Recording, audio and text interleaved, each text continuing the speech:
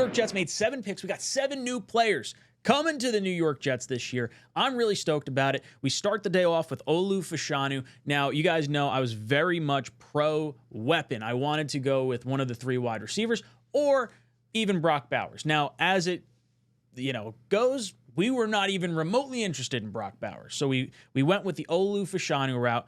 I would say if I wanted to give this any kind of knock, it's a player that you're really hoping doesn't see the field a crazy ton right now, but it's a move for the future. And I was afraid that Joe Douglas may operate in the win now window. That's kind of why I thought weapon was the direction they were going to go. But seeing that they went with the offensive lineman and hearing Rodgers' comments saying that he's not necessarily thrilled or didn't think it was the biggest need at that particular spot makes me feel that much better, because there was so much narrative last year. Oh, Aaron Rodgers is the GM. Anything Aaron wants is what Aaron gets. Oh, the Jets wanted to bring in Odell. Oh, the Jets wanted to bring in Dalvin Cook. Oh, the Jets got Randall Cobb and Malik Taylor and Billy Turner and Nathaniel Hackett and like literally everyone else from the Packers. It was the New York Packers, the Green Bay Jets, whatever you wanted to call them. And this Olu Fashanu pick very much says, this is my team. I'm running it from Joe Douglas. Olu Fashanu gives you one of the best pass blockers in the country this past year. No sacks given up through his entire time in college. Really impressive player.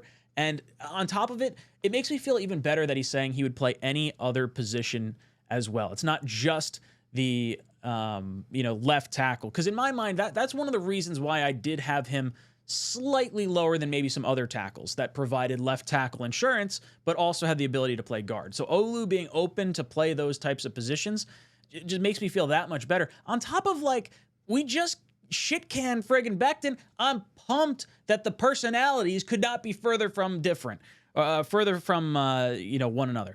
Mekhi Becton, I'm just a left tackle. I'm a left tackle. You're going to pay me. Point to my thigh right here. Yeah, okay. Not going to play right tackle. He winds up signing like a swing tackle agreement for the Philadelphia Eagles. I'm sorry, Mekhi Becton, don't let the door hit you on the way out. Tons of penalties, tons of injuries.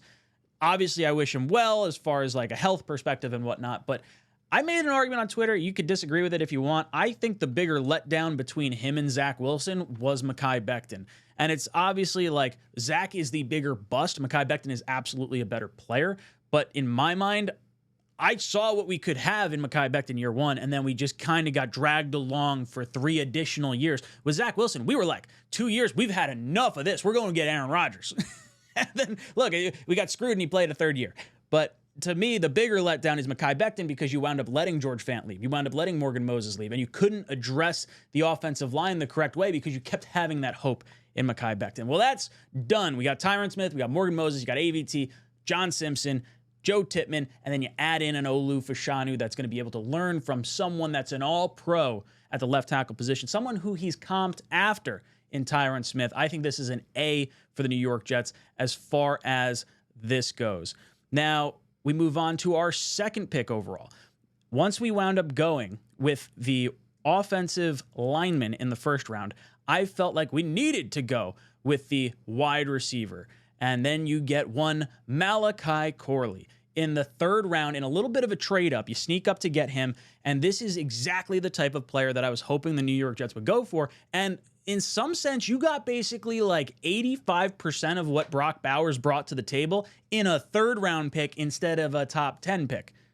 I didn't even mention the trade down where we got Olu. So even that's like a whole, nice thing where we got a few extra picks. But Malachi Corley, you trade up, you wind up getting, you give up the pick, second to last pick in the draft, 256, to facilitate the Zach Wilson trade. You come up, you get another pick, then you trade that pick, you get an elevated pick moving down from round 1 from 10 to 11, and the pick that winds up working its way up towards the top is the pick you give up to get Malachi Corley from 72 to get up to 65. So the maneuvering where you could say like Zach Wilson basically got us Malachi Corley and we saved $2.75 million in the process makes you feel pretty good. And Corley to me is more of that same similar personality that just is what the Jets needed. We had Elijah Moore, kind of a shithead, had Mekhi Becton. Didn't love his personality and some of the immaturity that came with him. Zach Wilson, same thing. Lots of immaturity, crazy high talent, but, sometimes the personality matters. And with Malachi Corley, he gave up $350,000 to $400,000 in an NIL deal, name, image, likeness deal, to leave Western Kentucky after the 2022 season when he led the whole league, whole nation in yak yardage. He turned it down to stay loyal to Western Kentucky. So to me, that was one of the reasons why I loved Braxton Berrios coming back. He reportedly had taken less money a few years back. Malachi Corley passing on the money to stay in Western Kentucky is a loyalty thing that I feel like is a personality trait that just speaks so much more to his character and type of person that he is. And that makes me feel oh so good. Not to mention, it's just like you bump Gibson down a little bit. You're probably going to take Lazard off the field a pretty good chunk of the time. And you have just a weapon that can take it the distance anytime he touches the ball. And he's going to bulldoze over people. Like, this guy's a converted running back. 3 years as a wide receiver. This guy's special. It's going to be a lot of fun to watch. I do think this is different than some of our other second, third round wide receivers that we've taken in years past. Obviously, we heard Denzel Mims and Elijah Moore's names brought up in the Talkin' Jets draft stream, and towards the end of that, I don't think they could be, they are so far apart from one another. Like, obviously, Denzel Mims, Moore, and Corley all play wildly different positions. Maybe you have some type of argument with Elijah Moore and Corley based on the size, but the personality is what gets me. Denzel Mims didn't really want to be here. And from what I've heard from people inside the locker room is they didn't really like Denzel Mims. He was always kind of muttering under his breath whenever he took a big shot on the field, and it just felt like he wasn't really like all in. And with Elijah Moore, I said it the minute we drafted him. I was like, man, that's the guy that cost his team a chance at a victory in a bowl game because he decided to celebrate and be the it's all about me in the old piss game where he pretended to pee like a dog, pushed the field goal 15 yards back, and the guy wound up missing it by a hair. So Elijah Moore's character was clear the minute we took him in the draft, and Malachi Corley's is completely the opposite. I absolutely love the Malachi Corley pick. I think it is a home run selection for the New York Jets. Now, when we get to the 4th round, we do a whole bunch of trades. I'm super irritated about like losing pick 111. We wind up getting a 2025 3rd round pick, so that's going to feel good when we do eventually have that. But just like tons of talent on the board while we're moving down. TJ Tampa was one that kind of stuck out to me as the player that really could have gone at a position of need for the New York Jets that would be a year early. Like, we have DJ Reed, we have Michael Carter II, we have Brandon Echols, all going into the final year of their contract.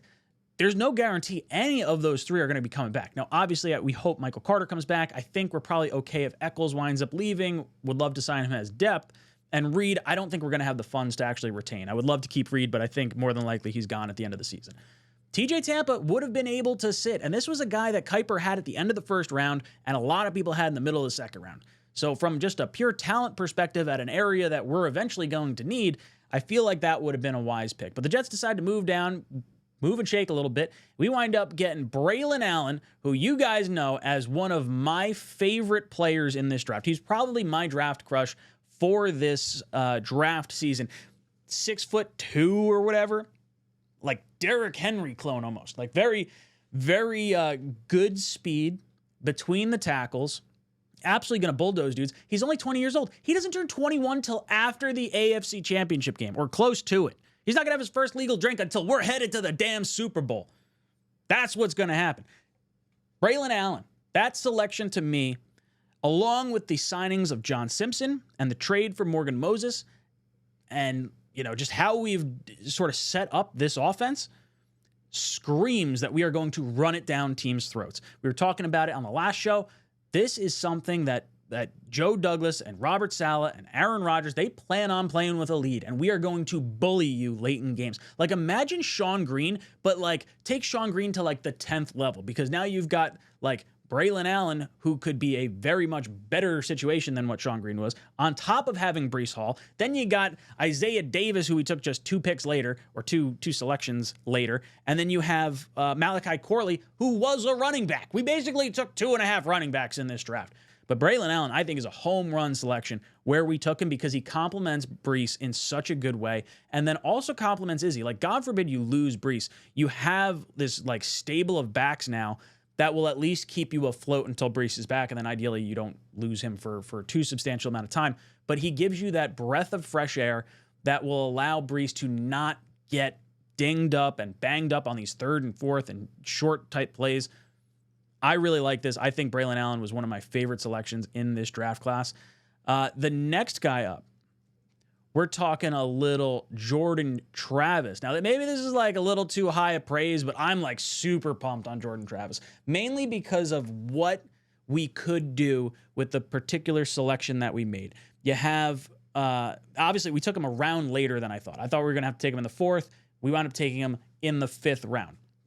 Now, we have the connection with Jermaine Johnson. There's that little bit of clout that I think does come with bringing in a wide receiver or bringing in a quarterback that knows some people on the team. He's going to sit for the next 2 years. We're not going to have to touch him. He is going to be ready for training camp from everything that I've heard, which means you're going to be able to see him a lot in training camp. Aaron Rodgers only played 1 series last year. We tried to showcase Zach Wilson. We already know what Tyrod Taylor is. There's no reason to risk Tyrod Taylor's health when you have Aaron Rodgers, who's coming off an Achilles. You want to be able to have those 2 guys to move into the season. So I think we're probably going to bring in a 4th quarterback, at least for training camp, and you're going to see a lot of Jordan Travis throughout the preseason. And I'm really looking forward to that. This is someone that, because of where you took him, if he gives you the career of a Tyrod Taylor, this is a home run selection, and there's no way that you can be upset with this selection. If you get Tyrod Taylor in the 5th round, you are going to be very, very excited. This is a career backup then. And then with the upside of like, hey, if this guy didn't get hurt, there's a very good shot this guy gets picked in the 2nd round. So to me, I love the upside of Jordan Travis. I love the person that is Jordan Travis. I really like the ability to have him get a true redshirt year. To me, I've brought this up multiple times. If the Jets wind up doing it, I'm just going to do a victory lap because I feel like I was the first one to be yelling at the clouds for this. But IR him at the end of training camp. Give him the true redshirt year. Do not allow him to take a snap this season in the regular season. You save yourself that roster spot that I was just talking about previously. If you carry 3 quarterbacks, the Jets only carried 2 last year with the 9 offensive linemen. If you carry 3 quarterbacks, that probably means you're carrying 8 offensive linemen or less players at another position somewhere else on the roster. So you're going to have to try and figure that out. I do think it would be a wise move if you can IR him. Maybe he has a setback at some point that year. And, I don't know. Maybe there's like something you can't do where you play him so much in the preseason. They're like, wait, that can't happen. He's clearly ready to go. But I would try as like hell to IR him for this season and give him a true redshirt year. I'm very, very high on Jordan Travis. The next player we're going to talk about was a little bit confusing to me. I'm not going to lie. And I got to change the letter grade here because this is the first one that threw me for a bit of a loop. And that is Isaiah Davis. I'm going to give a C for this selection, and that's not a knock on the player. This is a knock on just the position in general for where I thought we could have maybe gone at that point in the draft. Dom seems pretty high on him. He was able to interview Isaiah Davis down at the Senior Bowl this past year, so if you didn't check that out, it should be over on the Talkin' Jets channel and one of our shorts. If not, it's over on Dom C's channel, Project Prospect. You can check that out. But this is more grade based on position and having already solved it than, where I would necessarily feel comfortable. So not a whole lot to say there, but that's kind of where I fell on that one. Quantez Stiggers, what did I have for that one? I had, all right. We had a B+ for Mr. Stiggers. Pull this down here. I gave him a B+. Now, obviously, I felt like corner was a need coming into this draft. This was something I just said with TJ Tampa in the 4th round. It's something I would have selected because of the need at that position.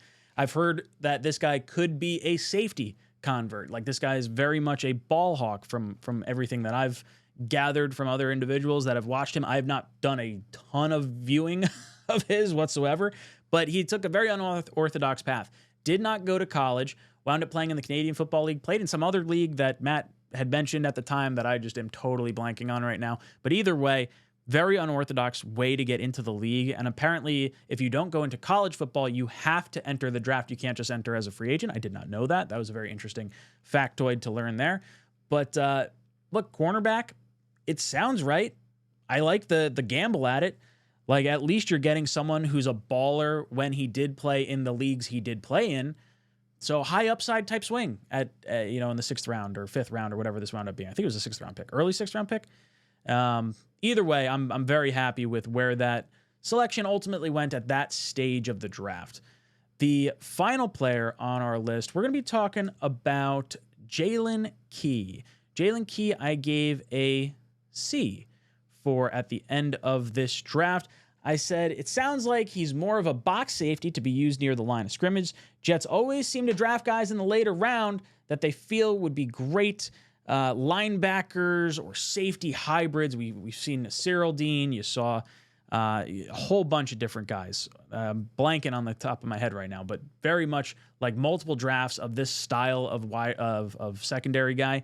And to me, maybe these last few picks are more about special teams. The changing of the kickoff format, I'm curious to see what types of players ultimately succeed there. Like, are you going to see Breece return a kick when you're in crunch time? Or are you going to have these situations where you have, like, you know, maybe it's an Isaiah Davis, or maybe it's a Jalen Key, or someone along those lines, someone that you don't feel the pressure of potentially getting someone injured.